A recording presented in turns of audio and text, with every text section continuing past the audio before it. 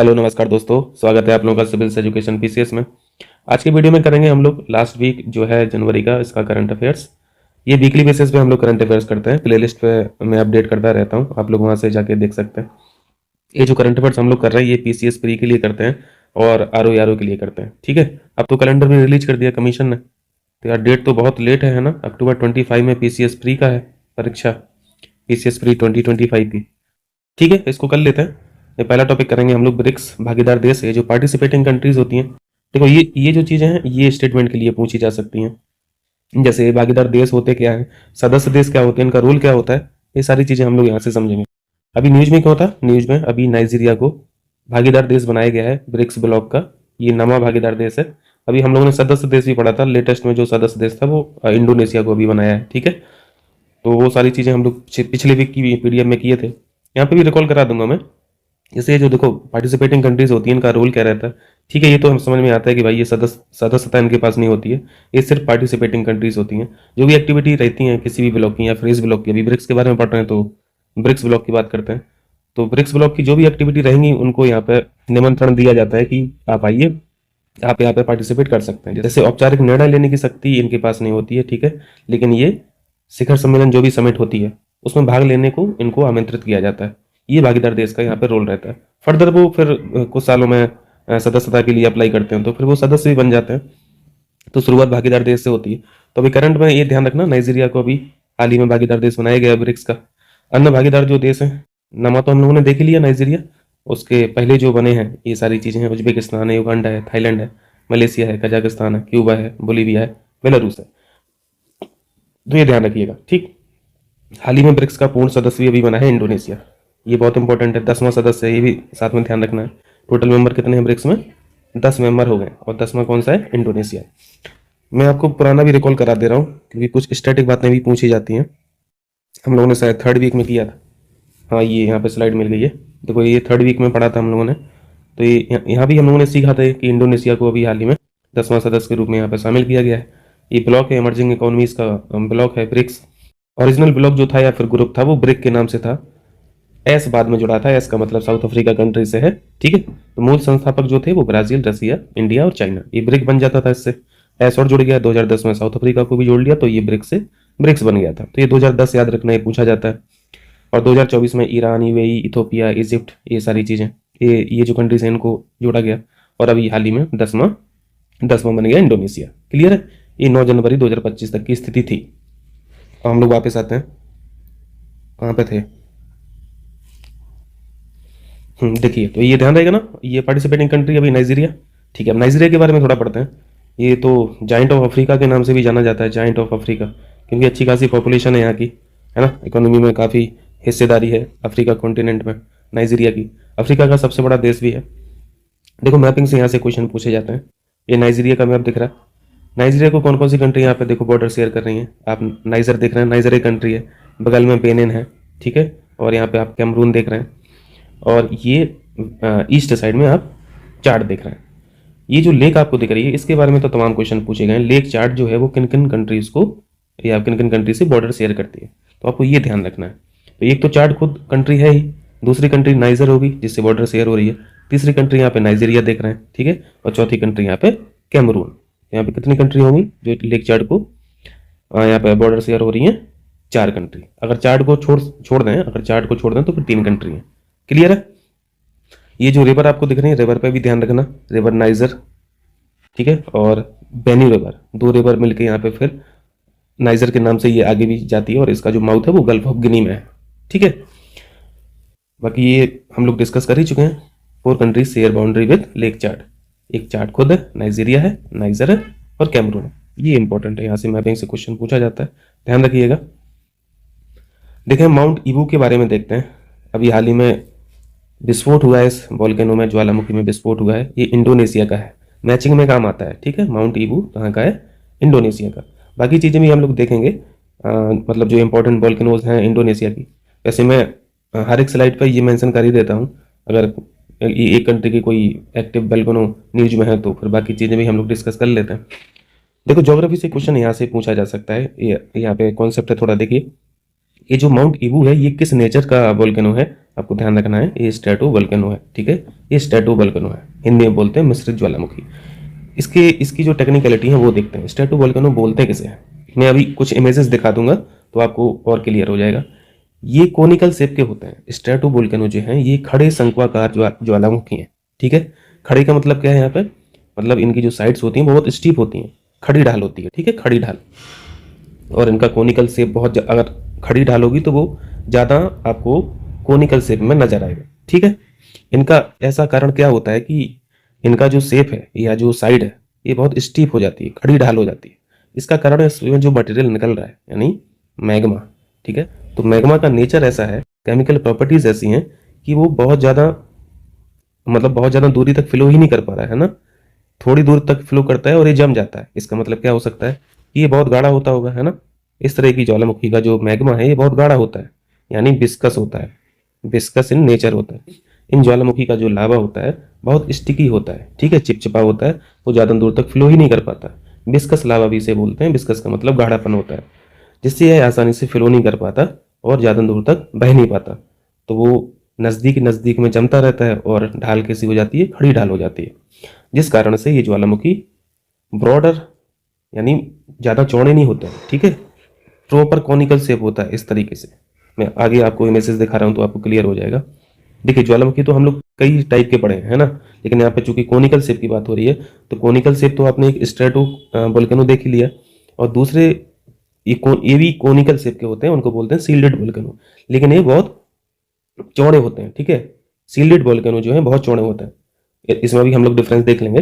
तो ये जो स्ट्रेटो वोल्केनो है ये सील्डेड वोल्केनो से कम चौड़े होते हैं, ठीक है, ये तो समझ में आता है। अब जैसे यहाँ पे दो इमेज में यहाँ पे लगाया हूँ, इसको देखिए पहले और फिर इसको देखिए, तो आपको यहाँ पे ज़्यादा ब्रॉडर दिख रहा है ना, और यहाँ पे प्रॉपर कोनिकल शेप दिख रहा है, खड़ी डाल दिख रही है, स्टीप साइड दिख रही है।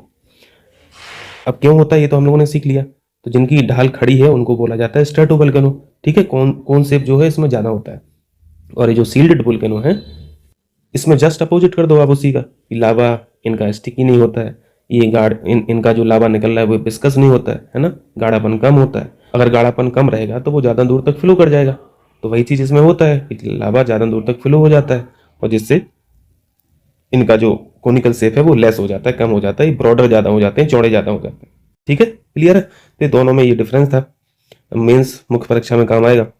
अब जैसे देखो स्ट्रेटो वोल्केनो ऐसे ही पूछ लेगा कि निम्नलिखित में से कौन सा वोल्केनो स्ट्रेटो नेचर का है या फिर स्ट्रेटो वोल्केनो है, ऑप्शन में दे देगा चार्ट। तो आपको ध्यान रखना है, इटली का माउंट वेसुवियस हम लोग पढ़ते हैं, है ना। समय मिलेगा तो मैं इमेजेस लगाऊंगा, लेकिन आपको ध्यान रखना है कि वेसुवियस जो है, माउंट फूजी है, आप इनको देखेंगे इमेज में तो ये प्रॉपर मतलब खड़ी ढाल वाले ये कोनिकल वोल्केनो है। जैसे माउंट कराकाटाओ हम लोग पढ़ते हैं इंडोनेशिया का, ये तो बहुत ही ज़्यादा एक्टिव है ना, न्यूज में अक्सर बना रहता है। तो ये जो एग्जांपल्स हैं ये किसके हैं, स्ट्रेटो वोल्केनो के, क्लियर है। चलिए मिशन स्कॉट के बारे में पढ़ते हैं। मिशन स्कॉट का मतलब है, पहले फुल फॉर्म देखिए, स्कॉट का मतलब है space camera for object tracking, यानी स्पेस में जो ऑब्जेक्ट हैं, छोटे हैं बड़े हैं, उनको ट्रैक करना, है ना। ट्रैक कौन करेगा, कैमरा करेगा, तो ये उसी का मिशन है, मिशन स्कॉट। तो सिर्फ अगर उद्देश्य पूछा जाए तो ध्यान रखिएगा, फुल फॉर्म ध्यान रखिएगा तो उत्तर मिल जाएगा। बाकी और डिटेलिंग यहाँ पे देखो मेंशन किया हूँ, देख लीजिए। विश्व का पहला वाणिज्यिक अंतरिक्ष स्थिति आकलन, इंग्लिश में बोलते हैं स्पेस सिचुएशनल असेसमेंट उपग्रह है, ठीक है। मिशन स्कॉट जो है ये क्या है, स्पेस सिचुएशनल असेसमेंट उपग्रह है, सैटेलाइट है। स्पेस एक्स का जो ट्रांसपोर्टर 12 है इसके द्वारा प्रक्षेपित किया गया इसको, ठीक है। और ये जो लो अर्थ ऑर्बिट है LEO में 5 सेंटीमीटर छोटे ऑब्जेक्ट पर नजर रखेगा। तो ये खास बात है कि कितने छोटे छोटे मतलब एलिमेंट पर, कणों पर, पार्टिकल पर ये कैमरा नजर रखेगा। तो 5 सेंटीमीटर बहुत छोटी चीज़ है, और इस स्तर का अगर काम कर पा रहा है कैमरा तो ये फिर फर्दर स्पेस का जो रिसर्च डेवलपमेंट है उसमें महत्वपूर्ण भूमिका निभाएगा, ठीक है। चलिए क्वेश्चन कीजिए, खो खो विश्व कप 2025 का विजेता कौन है, कौन बना, भारत बना है। दोनों कैटेगरी में भारत जीता है, पुरुष कैटेगरी में, महिला कैटेगरी में, दोनों खो खो विश्व चैंपियन खिताब जीत लिया है भारत ने, ठीक है। फाइनल हुआ था भारत और नेपाल के मध्य। चलिए नेक्स्ट टॉपिक करते हैं, गल्फ ऑफ मैक्सिको और माउंट डेनाली। अब भैया ये नाम नहीं रहे हैं, ठीक है, नाम इनके बदल दिए गए हैं, ट्रम्प साहब ने नाम बदल दिया। माउंट मैकनले हम लोग पढ़ा करते थे, है ना, 2015 से पहले माउंट मैकनले को फिर से डेनाली बना दिया, फिर डेनाली से फिर ट्रंप ने चेंज करके फिर से वही नाम स्थापित कर दिया, माउंट मैकनले, ठीक। और गल्फ ऑफ मैक्सिको का नाम, नया नाम जो है वो गल्फ ऑफ अमेरिका हो गया। तो मैक्सिको की खाड़ी और माउंट डेनाली का नाम बदलने वाले कार्यकारी आदेश पर डोनाल्ड ट्रंप ने हस्ताक्षर कर दिए, नाम बदल गया है। गल्फ ऑफ मैक्सिको का नया नाम गल्फ ऑफ अमेरिका है, माउंट डेनाली का नया नाम माउंट मैकिनले है। तो माउंट मैकिनले तो देख रहे हैं, अलास्का जो क्षेत्र है ना, अलास्का यूएसए का है, एक समय रसिया का हुआ करता था, अमेरिका ने खरीद लिया था उसको, अलास्का को। तो अलास्का में है ये माउंट मैकिनले, मैं इमेज बनाया हूँ तो देख लीजिएगा। इसके बारे में थोड़ा देखते हैं। गल्फ ऑफ, ये जो मैक्सिको है, अब इसको गल्फ ऑफ अमेरिका बोलना चाहिए, है ना। ये दुनिया की सबसे बड़ी ये सबसे बड़ी गल्फ है, ठीक है, बिगेस्ट गल्फ है। क्यूबा, मैक्सिको और अमेरिका से घिरी हुई है। ये मैपिंग से क्वेश्चन यहाँ से बनते हैं, ध्यान रखिएगा। इस गल्फ पर नजर क्यों रहती है सबकी? इस वजह से, क्रूड ऑयल की वजह से, कच्चे तेल की वजह से। अब 14% तो सिर्फ अमेरिका में सप्लाई हो रहा है और 5% नेचुरल गैस भी सप्लाई हो रही है ना, गल्फ ऑफ मैक्सिको से ही या गल्फ ऑफ अमेरिका से ही। ये देखिए यहाँ पे, ध्यान रखिएगा, गल्फ ऑफ मैक्सिको आप देख ही रहे हैं, यूएसए देख रहे हैं, ये मैक्सिको देख रहे हैं, ये इंटरनेशनल बाउंड्री देख रहे हैं। ये कभी कभी पूछा जाता है कि यूएसए और मैक्सिको की जो इंटरनेशनल बाउंड्री है वो कौन सी नदी बनाती है, तो ये रिवर रियो ग्रांडे में लिखा हूँ, ध्यान रखिएगा। वैसे बहुत स्टैटिक पॉइंट है, आप लोगों को पता होगा। रियो ग्रांडे इंटरनेशनल बाउंड्री बनाती है यूएसए और मैक्सिको के बीच में, ठीक है। गल्फ ऑफ मैक्सिको देख रहे हैं। ये जो पेनिनसुला है, इसके बारे में एक बार क्वेश्चन पूछा गया है, यूकाटन पेनिनसुला किसका है? मैक्सिको का है, ध्यान रखना, ठीक है।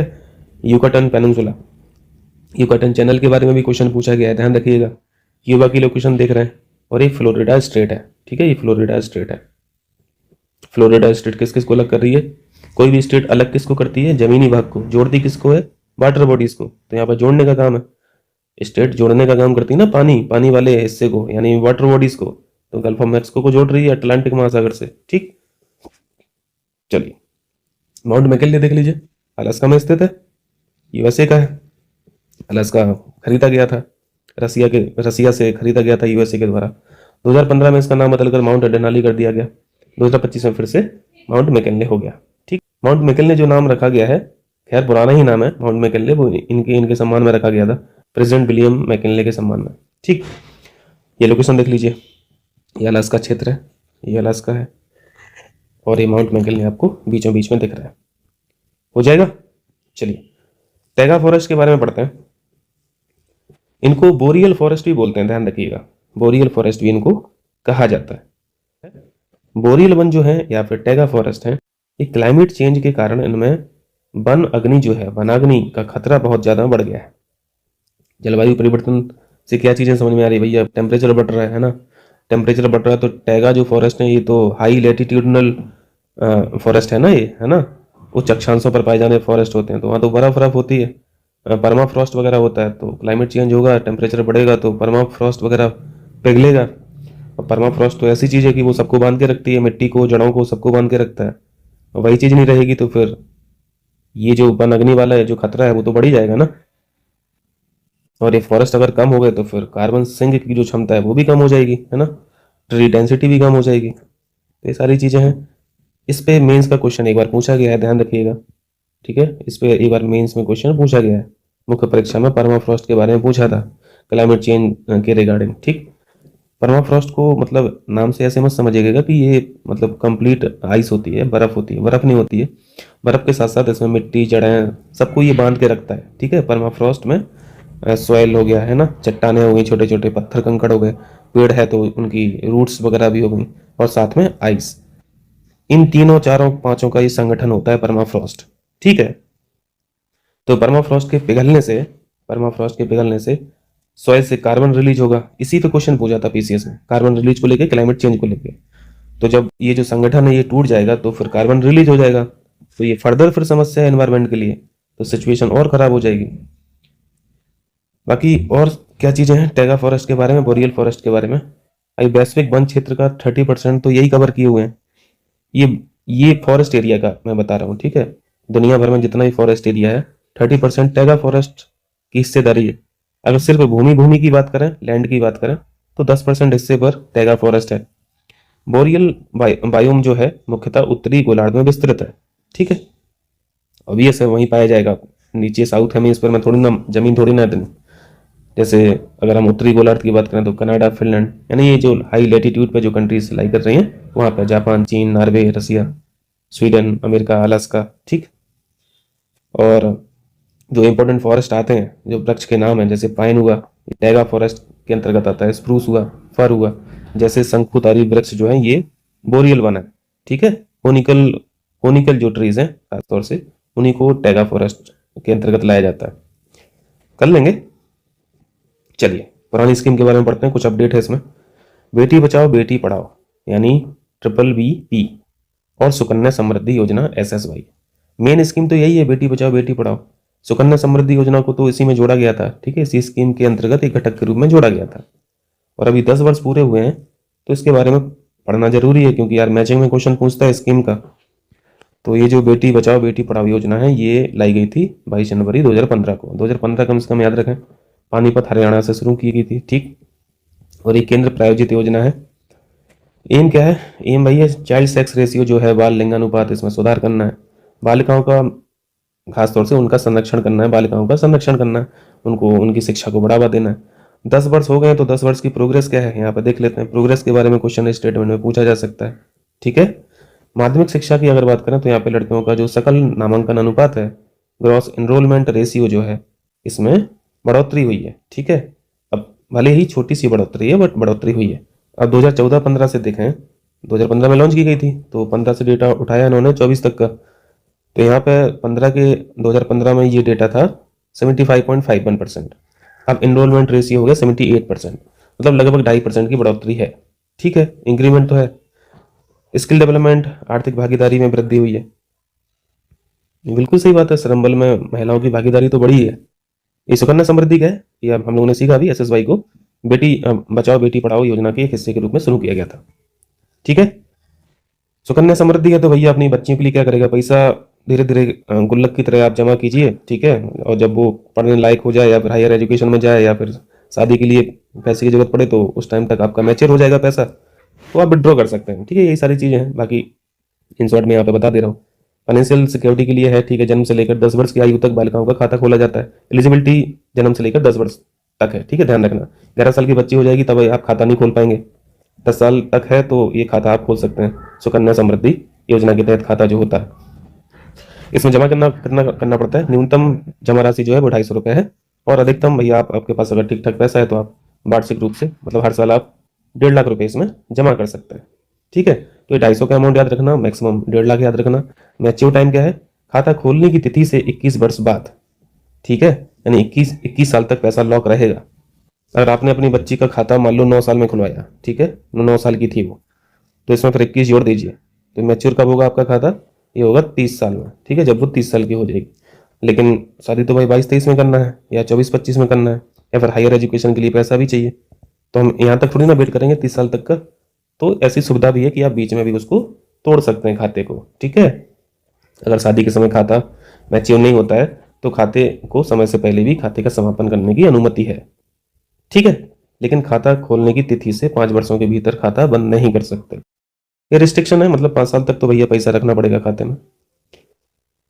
चलिए इसमें सुकन्या समृद्धि में क्या प्रोग्रेस हुई है 10 वर्षों में। वहां पे आपने एनरोलमेंट रेशियो देखा था, है ना, 78% हो गया। यहाँ पे क्या है, यहाँ पे खातों की संख्या बढ़ गई होगी, क्योंकि ये तो रिलेटेड खाते ही से है ना। नवंबर 2024 तक 4.1 करोड़ प्लस सुकन्या समृद्धि खाते खोलेगा, ठीक है, मुख्य परीक्षा में काम आएगा। और अभी ऐसे ही एक स्कीम के और 9 वर्ष पूरे हुए थे तो उसके बारे में कुछ चीजें देख लेते हैं। अभी हाल ही में स्टार्टअप इंडिया पहल जो थी, इसके भी 9 वर्ष पूरे हुए हैं। इसको 2016 में स्टार्ट किया गया था, ठीक है।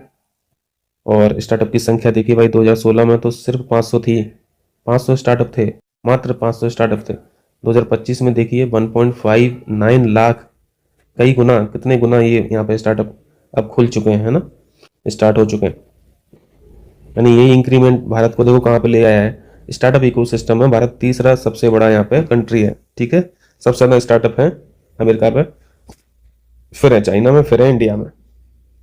हमारे पास जो यहाँ पे 1.59 लाख स्टार्टअप है उसमें से 100 प्लस तो यूनिकॉर्न है। तो यूनिकॉर्न एक टाइटल नेम की तरह यूज होता है ना, जिनका रेवेन्यू $1 बिलियन प्लस हो उनको बोला जाता है यूनिकॉर्न। 1 बिलियन का मतलब $1 अरब।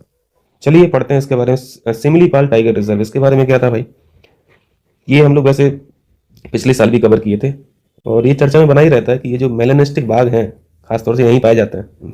ये जो मेलेनिस्टिक बाघ हैं ये कोई मतलब बहुत अलग बाघ नहीं होते हैं, टाइगर नहीं होते हैं, बस ये थोड़े से डार्क होते हैं, ठीक है, क्योंकि उनमें हार्मोन जो है ये बहुत ज़्यादा मात्रा में उनकी बॉडी में रहता है, तो उस वजह से उनकी स्किन जो है वो डार्क हो जाती है। तो ये चीज़ यहीं पे मिलती है सिमलीपाल टाइगर रिजर्व में, और कहीं नहीं देखे जाते हैं। इमेज लगाऊंगा मैं तो समझ में आएगा। हाल ही में सिमलीपाल टाइगर रिजर्व में दुर्लभ मेलिनिस्टिक बाघ के अवैध शिकार के लिए लोधा जनजाति के शिकारियों को गिरफ्तार किया गया।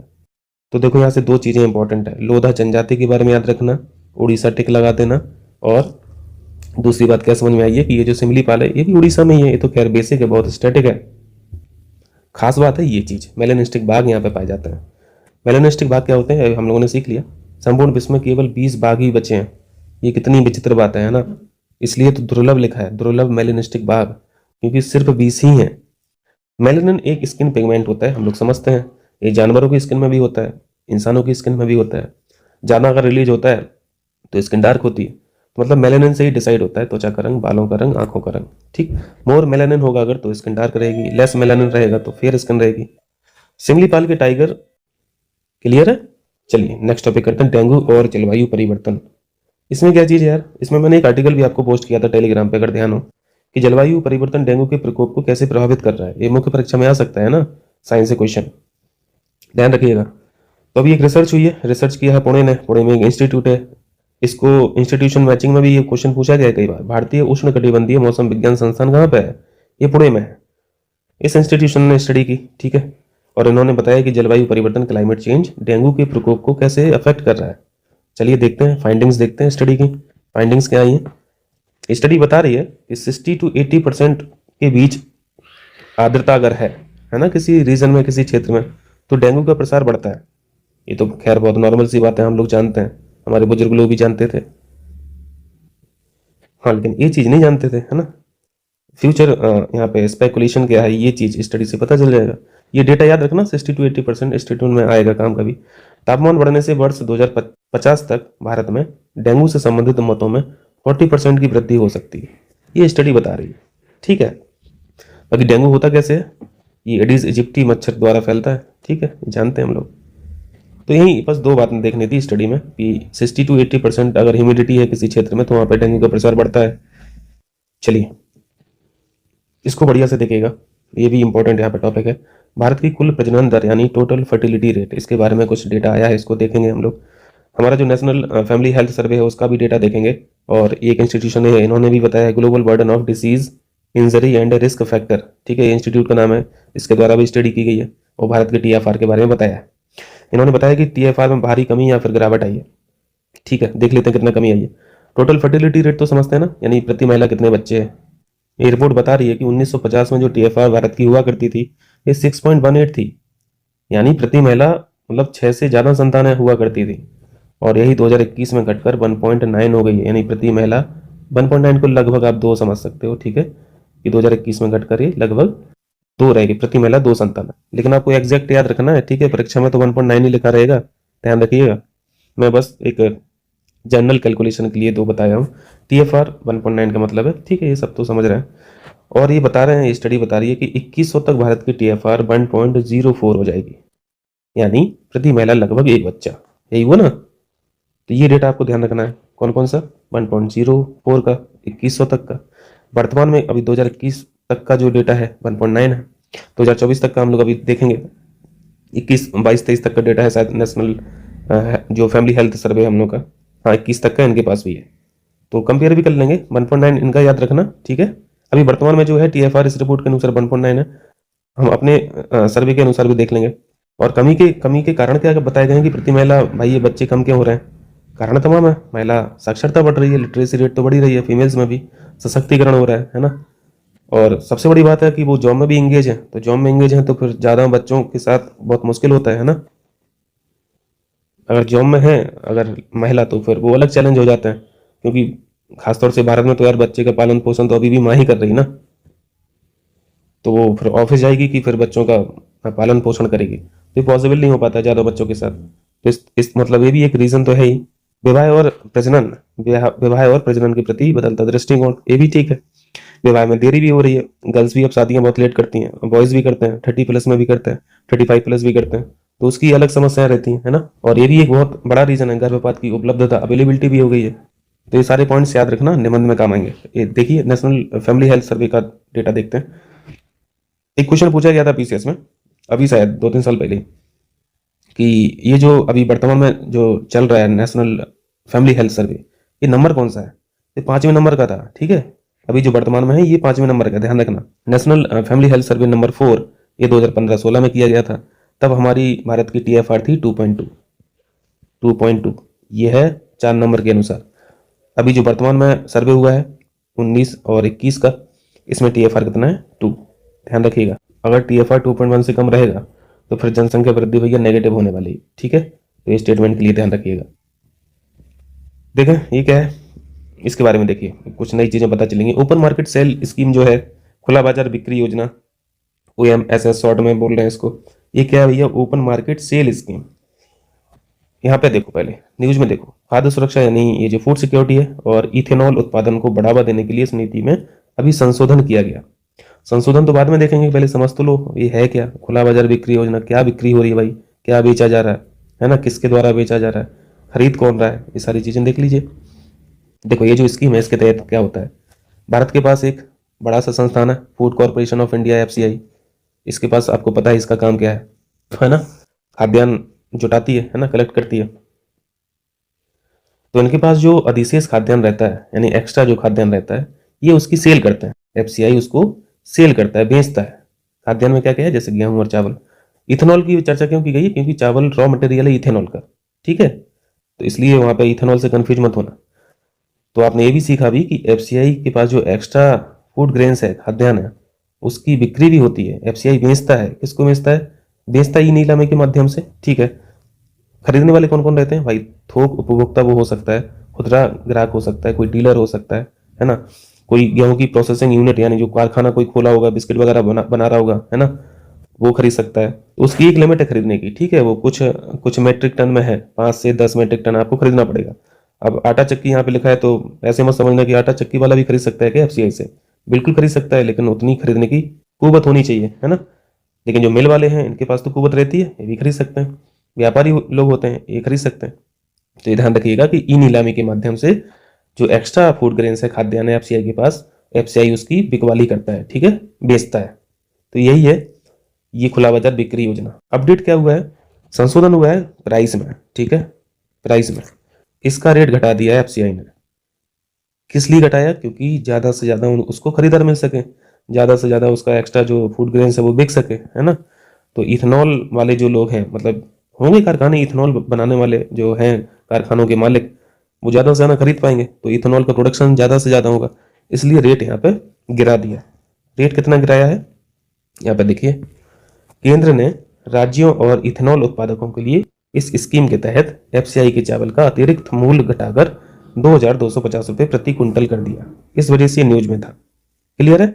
ठीक है भैया। तो ये जनवरी 2025 का करंट अफेयर्स यहाँ पे कंप्लीट हो गया। मैं PDF भेज दूंगा पेड ग्रुप पे, ठीक है। चलिए, शुक्रिया बहुत बहुत, और मिलते हैं फिर। टेस्ट नंबर हम लोग 2 किया था, हम लोग टेस्ट नंबर 2 किया था दे IAS का RO के लिए, क्योंकि टेस्ट नंबर 2 का ही PDF मिला था मार्केट में।